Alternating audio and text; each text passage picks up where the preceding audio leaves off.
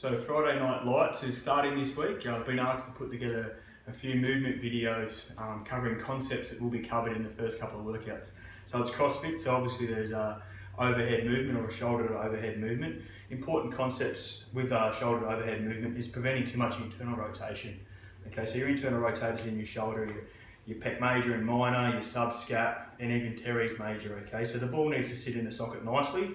If you get too much internal rotation, it's very likely that it will impinge as you lift your arm up. You can even do a little experiment at home. Exaggerate internal rotation, so pec tightness and try and lift.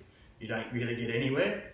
Exaggerate external rotation, lift your arm up, it goes all the way over. Okay, so a really important muscle in this, it's not just the external rotators of the shoulders which help stabilise, it's serratus, which lies on this medial border and actually originates down here through your ribs. So you see those really ripped people, they've got the finger muscle, that locks the shoulder blade into place. It also gives you a little bit of upward rotation through the shoulder blade, providing a really good base for this ball to move through the socket and preventing impingement when your arm goes above your head. Okay, so the first thing I'm going to show you guys is just a simple release for the internal rotators. So remember that they're pecs, subscap, teres major, and even your lat for that motion. So a foam roller at home is really good. Okay, little exercise. Most people forget to do those anterior structures. So you can lie like this and release your pec. A bit of a fascial release is to move your arm back and forward. Okay. You get that foam roller in underneath your shoulder blade and move into more of a lateral position and really start to work those lats. And then when you find the spots on that lateral border of the scapula, so that outside border, you can move back and forward there. You can actually see that roller move over a lump in my lat at the moment. So just move back and forward, find those lumps, kind of 30 seconds to 45 seconds, if not a minute, depending on what you stand. Okay, back to your chest. When you're doing your chest, you may feel some tingling in your fingers. There is some major structures like vessels through the front of those arms, the front of your chest, that supply your arms, so don't compress those for too long. I actually like a larger massage ball, or this is actually a medicine ball, to get the chest, because you can come cross fibre on those pec muscles. So that's an exercise or a release technique for those internal rotators. Another way is to stretch the internal rotators.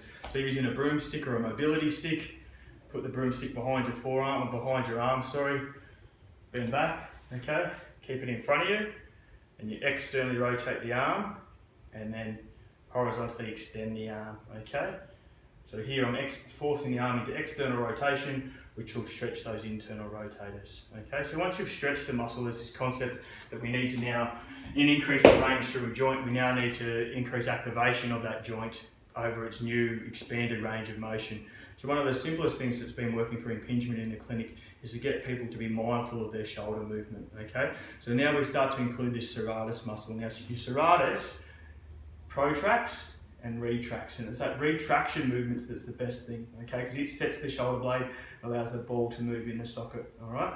So what we're going to start with is protraction, so we feel our shoulder blades move off, retraction without lifting our chest too much, so we're squeezing those shoulder blades almost back and down, not getting too much trap activation, locking them in, and we're opening up. And then as we lift here, I want you to encourage external rotation so you don't impinge, keeping that serratus activated. So if my serratus isn't working, I'm up here, if my serratus is working, I'm down here, and try and get your arms straight as well. Come back down to neutral or 90 degrees, back to the front, keeping the shoulder blade squeezed, push off, and then relax. But I want you to do that 5 times. All right, keep control through the shoulder blade. You can probably pick here that I've got some issues with my right shoulder at the moment. Relax. And up. And then once you've mastered that movement, without any weight, you can actually start to include some resistance. So I'll show you how to do that now. Switch spots with Kels. So just a TheraBand from a fixed point. Yellow band's the lightest. Again, we're going to get that serratus activation. Okay, you can protract it, although there's nowhere to really go. Okay, so protraction, retraction. Okay, retract, abduct, keep it activated, encouraging that external rotation on the way up. External rotation on the way up. And I'll make it up. Okay, so retraction, horizontal extension, abduction, elevation, external rotation, and controlling the movement on the way down. Or you can even go is go through that full range, and even start to practice those movements that you will be doing in the CrossFit gym. So starting from this internally rotated position, maintaining tension all the way through and arm up. Again, just trying to keep that serratus, so that muscle there, activated through this whole time, yeah? Whole range of motion.